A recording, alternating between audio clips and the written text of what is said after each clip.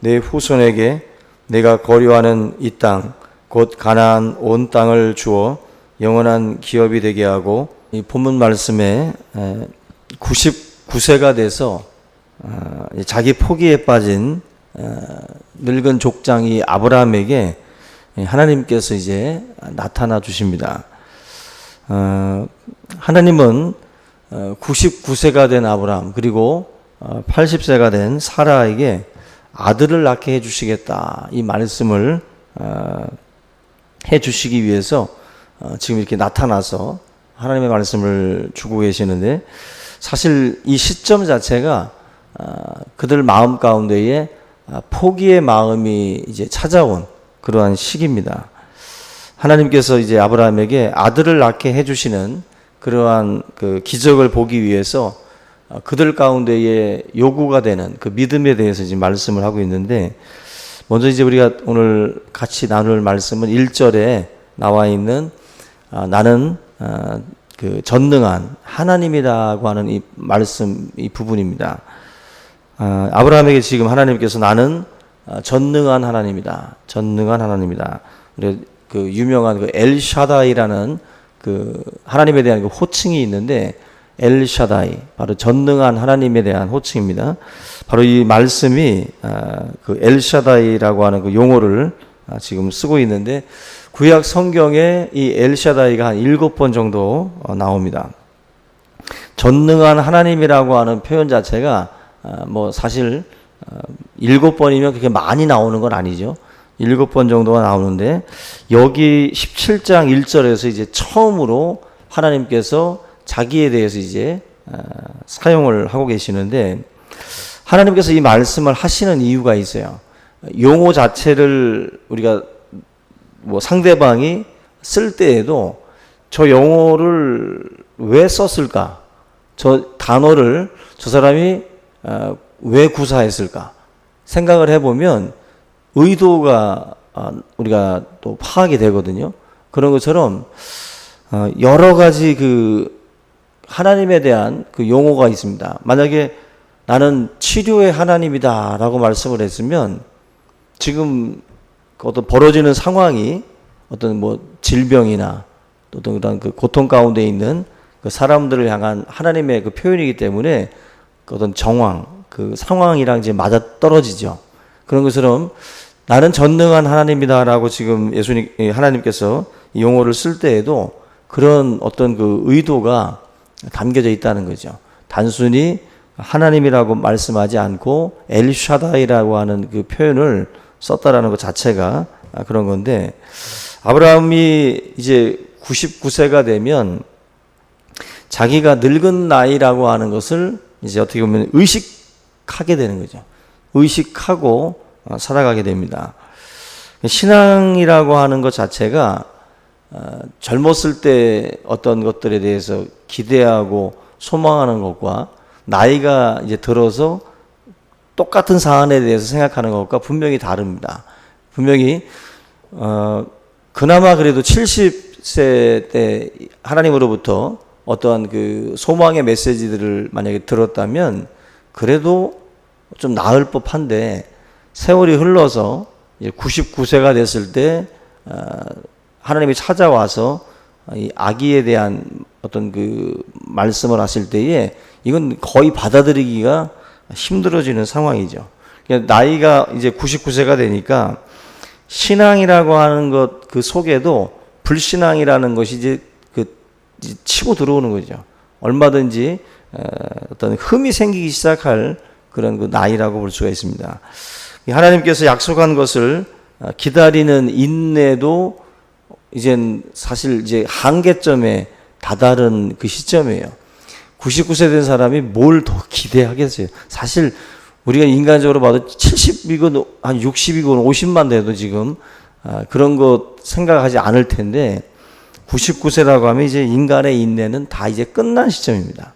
끝났고 약속에 대한 믿음도 희미해지는 시점이에요. 희미해지는 시점. 하나님의 전능하심에 대해서 이제 의심이 생기기 시작을 하고, 자기를 바라볼수록 하나님의 전능하심은 멀어집니다. 자꾸만. 자기를 바라볼수록 나이가 자꾸 갈수록 하나님의 전능하심에 대한 믿음이 자꾸만 희미해지죠. 자기를 통해서, 나를 통해서 뭘 하시겠다라고 했던 약속이 전혀 와닿지 않는 거예요. 그 시점에 지금 하나님께서 엘샤다이, 나는 전능한 하나님이다 라고 말씀을 합니다. 이 99세의 나이에 아기를 갖는다는 것 자체가 이제 인간의 생각으로는 거의 불가능한 일입니다. 이제 희망과 기대를 이제 접고 있는 바로 그때 하나님께서 아브라함에게 나타나셨어요. 불가능하다라는 생각이 가득한 시간, 끝이라고 느껴지는 그 시간, 모든 것 이제 포기할 만한 그 시간에 하나님이 나타납니다. 그래서 하나님 안에서는 우리가 그 시점이 새로운 시작이 될 수 있구나. 우리는 그 시점이 이제 끝났다라고 보고 있었는데 하나님은 새로운 시작이라는 말씀으로 나는 전능한 하나님이다라고 다시 인식을 시켜줘요. 이게 굉장히 놀라운 것인데 저는 금요기도회 때도 제가 말씀을 드렸던 것 같은데 우리가 해야 될 일들 중에 하나가 병든 자를 위해서 끝까지 기도하는 거예요. 끝까지. 다른 분들 본인이 이 고통 중에 자기 자신을 받아들일 수 있다면 난 지금 죽어도 천국 갈 수 있습니다라고 받아들이는 것은 큰 믿음이겠죠.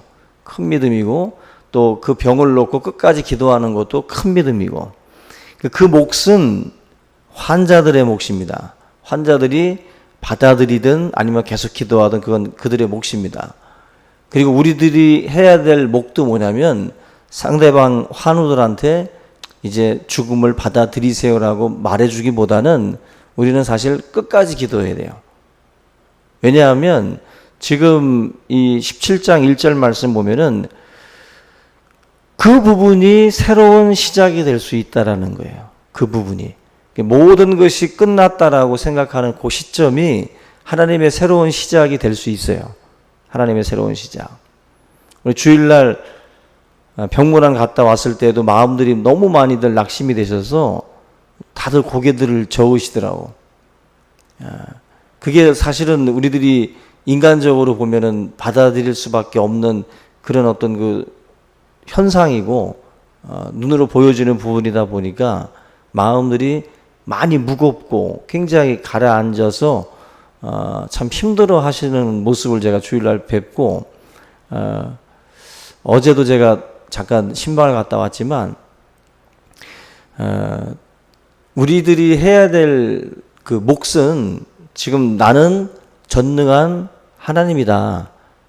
그 시점이 모두가 다 포기하고 끝이고 기대와 소망을 다 접고 이제